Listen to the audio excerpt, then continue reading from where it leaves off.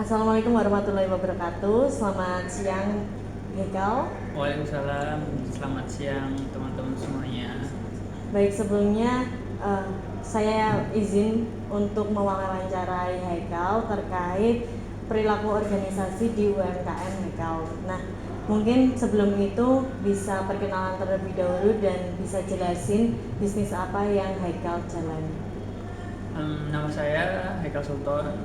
Bisnis yang saat ini sedang berjalan atau usaha yang sedang berjalan ini bergerak di bidang pertanian. Ya, usaha ini tuh khusus memproduksi buah melon premium yang grade-nya itu bisa dibilang premium, dan kita menggunakan sistem greenhouse seperti itu. Baik, nah di UMKM Haikal sendiri ini apakah ada struktur organisasinya? Pastinya ada ya, tapi untuk rinciannya itu saya sendiri sebagai pemilik usaha ini, kemudian ada tentu bagian bendahara, bagian keuangan untuk mengelola pengeluaran dan pemasukan keuangan usaha tersebut, kemudian ada di departemen pengelolaan dalam artian itu produksi, itu ada sekitar 5 orang untuk di bagian produksi, kemudian ada di bagian pemasaran. Nah, pemasaran ini kita terbagi menjadi dua, ada di marketing digitalnya, kemudian ada di secara langsung seperti itu. Kemudian ada juga di departemen operasional. Operasional ini terkait dengan pengangkutan, sortir barang untuk penjualan, kemudian untuk packaging ketika kita menjual ke B2C, karena kita jualnya itu ada dua mbak ya, ada B2C ke konsumen langsung, ada B2B melalui supplier. Nah, suppliernya itu kita ada saat ini ada dua, di Sunpride dan HelloFresh seperti itu.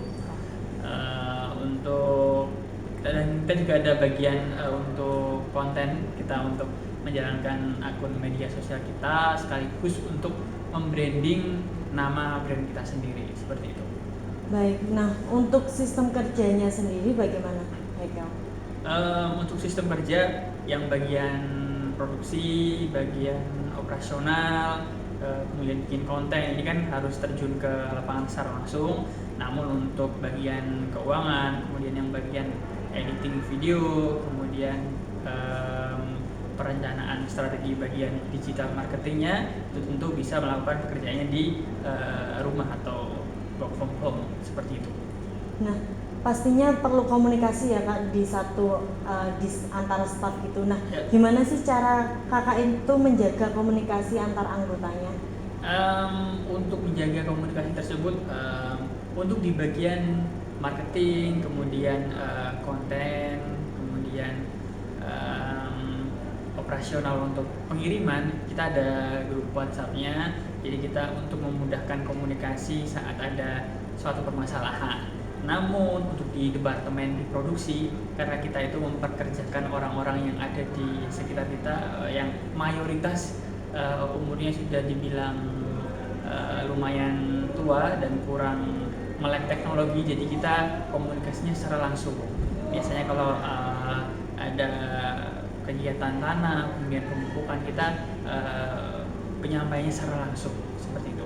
Beda dengan yang departemen marketing ini, kebanyakan masih anak-anak muda, jadi kita share, kita kirim melalui WhatsApp itu masih sangat relevan.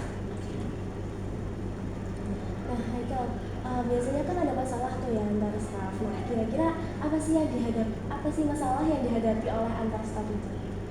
Kalau masalah antar staff itu, kalau di bagian produksi itu biasanya kurang disiplin gitu.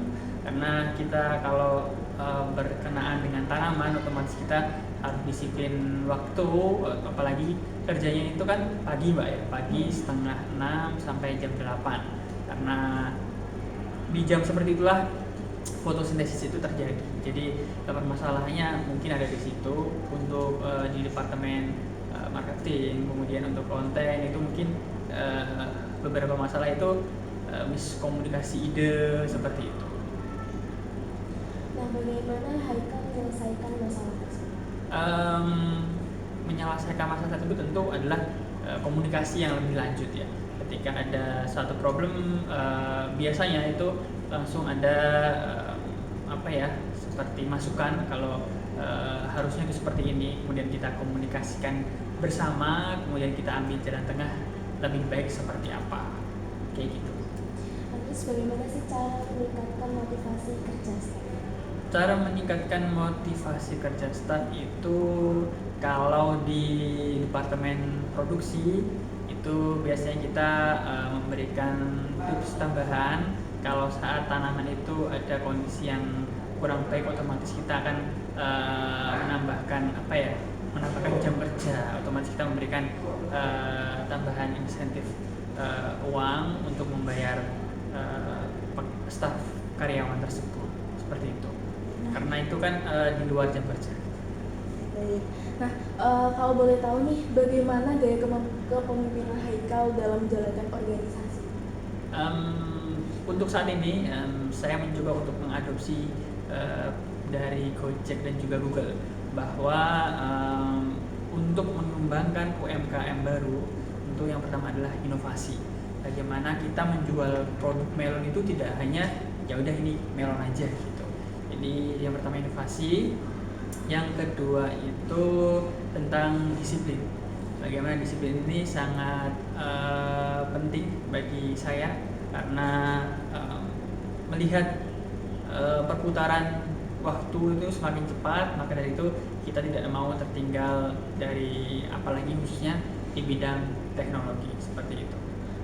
Baik. Nah, untuk UMKM Haikal sendiri, apakah ada pengaruh politik yang terlibat dalam UMKM yang Haikal jalani saat ini? Untuk pengaruh politik ini biasanya itu terjadi di masalah pupuk ya Mbak. Karena gini, di Indonesia ini kan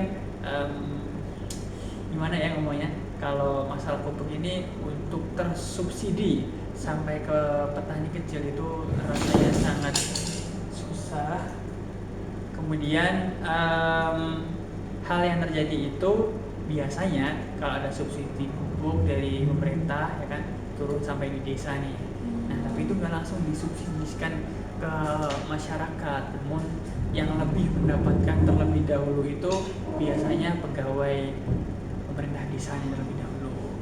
Di sisi lain kalau masalah politik saat menjual itu terkadang gini, buah itu udah dia udah bulat, udah bagus tanpa adanya cacat, dibilang masih ada kekurangan inilah gitu ya. Saya rasa itu sangat merugikan petani.